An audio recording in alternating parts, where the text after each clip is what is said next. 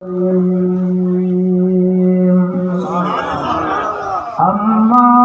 بعد فأعوذ بالله من الشيطان الرجيم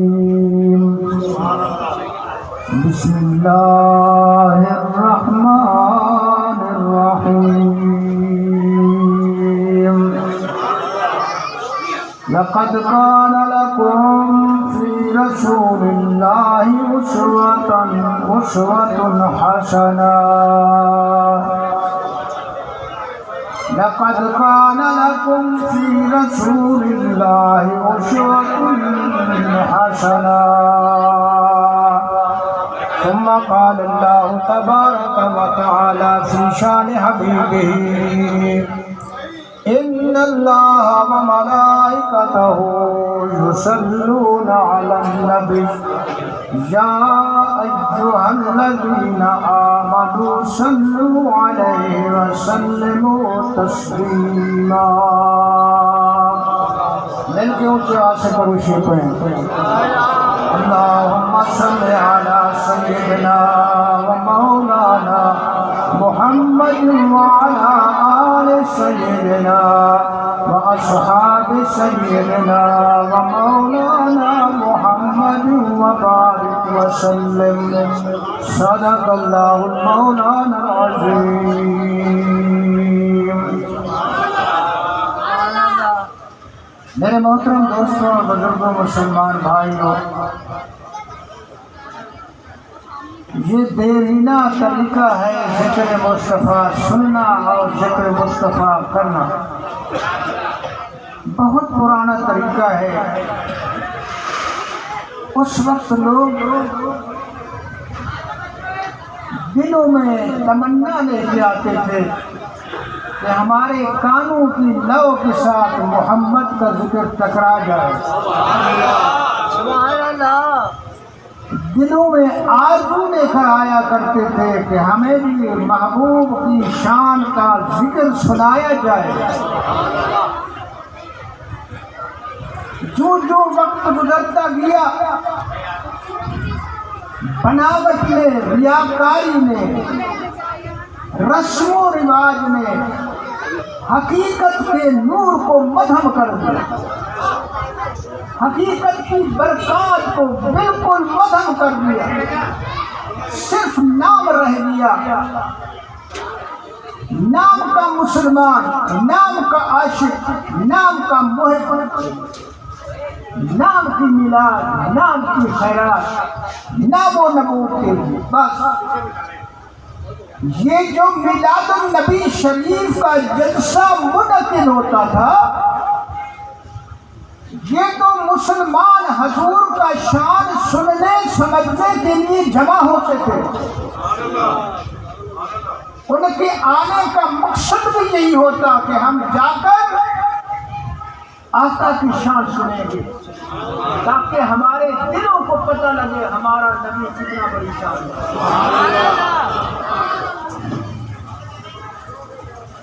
ادب سے آتے بادب با مراد، بے ادب بے مراد. ہمیشہ مراد کی جھولی اس کی بھری جاتی ہے جس میں ادب ہوتا ہے، جس میں طلب ہوتی ہے. جو بے ادب ہے اس کو کبھی فیض نہیں ملتا، اس کی جھولی خالی ہی رہتی ہے.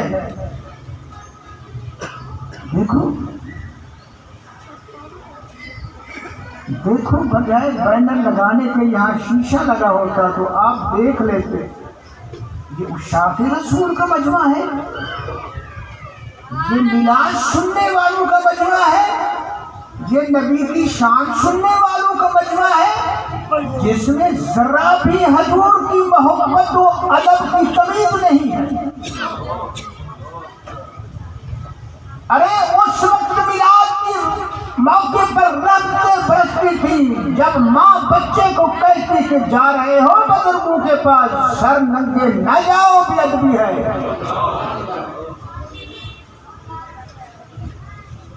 حال تو پرواہ ہی نہیں. جس پیر کو ہی تم نے چھوڑ دیا ہے، اس پیر کے سردار کی بات کو کیا سنیں گے؟ جن لوگوں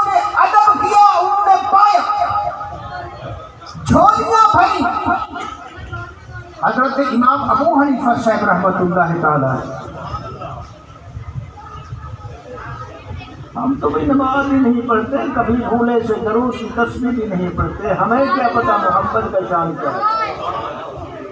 ذرا توجہ رکھیں گے، میں کوئی ایسا ویسی مولوی نہیں، میں فقیر آدمی ہوں، سیدھی بات کرتا ہوں۔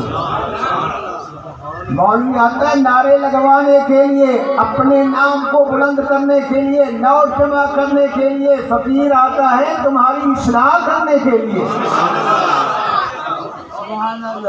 وہ لینے کے لیے آتے ہیں۔ ہم جب چلتے ہیں تو دینے کے ارادے سے چلتے ہیں۔ کیا دیتے ہیں؟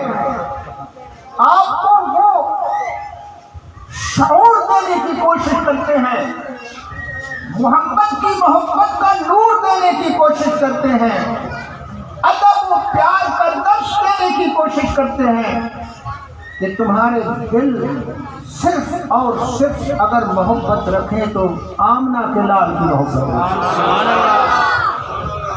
سنو حضرت امام ابو حنیفہ صاحب رحمۃ اللہ تعالی ہمارے امام ہیں، بڑے متقی پرہیزگار ہیں۔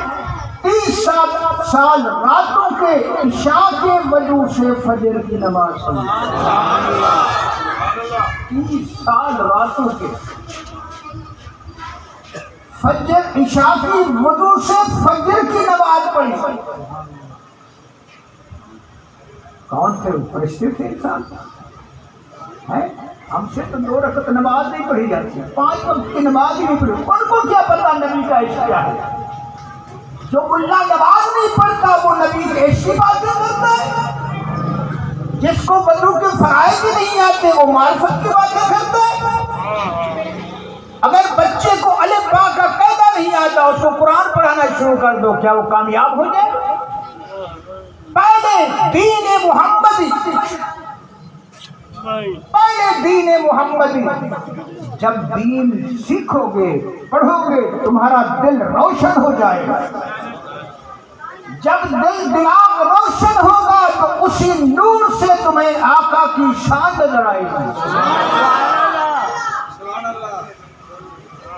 30 سال راتوں کے عشاء کے وضو سے فجر کی نماز پڑھی، ساری رات نوافل پڑھتے، دن صاحب درس لگاتے فی سبیل اللہ، اس شاہ کے رسول کو احادیث پڑھایا کرتے، ایسے نہیں جیسے آج کل پڑھایا جاتا ہے۔ نبی کے سیرت کی کتابیں سامنے ہوتی، صرف کتابیں سامنے نہیں ہوتی، بلکہ وہ سمجھتے کہ حضور سامنے بیٹھے۔ ایک دفعہ کا ذکر ہے کہ حضرت امام ابو حنیفہ صاحب رحمۃ اللہ تعالی علیہ اس شاہ کے رسول کی تلاش لگائے بیٹھے تھے، حدیث کا درس ہو رہا تھا،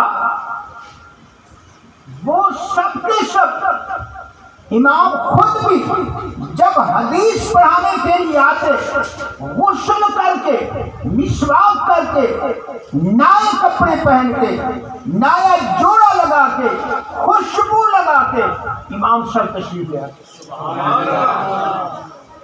جب امام ایسا ہو تو ان کی شاگرد کیسے ہو؟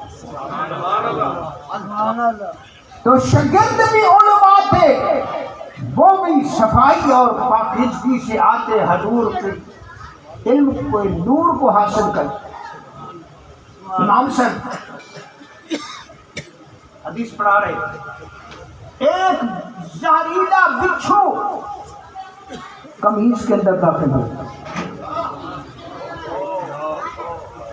درس جاری ہے۔ بچھو کتنا بڑی سخت چیز ہے، پیٹ پہ ڈستا رہا، اس کی زہر سے امام ابو حنیفہ صاحب رحمۃ اللہ تعالی علیہ آپ کے چہرے کی کیفیت متغیر ہوتی رہی، لیکن امام نے ایسے ہاتھ تک نہیں کیا۔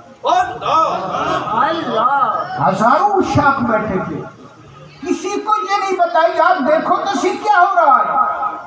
جب درس ختم ہوا تو فرمایا دیکھو بھی کیا ہے، تو وہ بچھو ڈستا ڈستا خود مر گیا،